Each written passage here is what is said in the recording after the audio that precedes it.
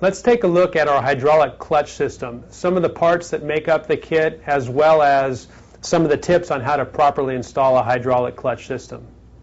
Here you see a mock-up of a clutch pedal hanger and clutch pedal assembly. This one happens to be from a 69 Camaro, to give you a good view of some of the different components that make up our hydraulic clutch system.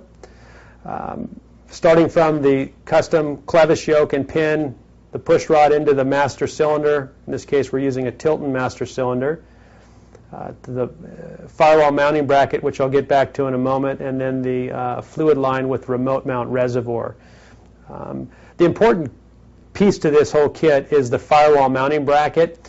What it does is it properly mounts the master cylinder at a correct angle to put the push rod at the correct location on the clutch pedal. Additionally, it angles the master cylinder below the brake booster so that there is no interference. And thirdly, it provides a good solid mounting foundation against your firewall, which would otherwise is just too thin to mount the master cylinder.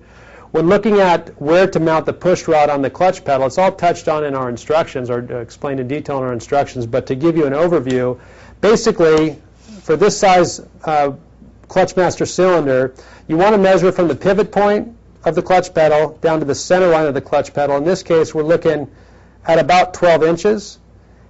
The push rod from the clutch master cylinder needs to be mounted at a 6-to-1 ratio from the pivot point down.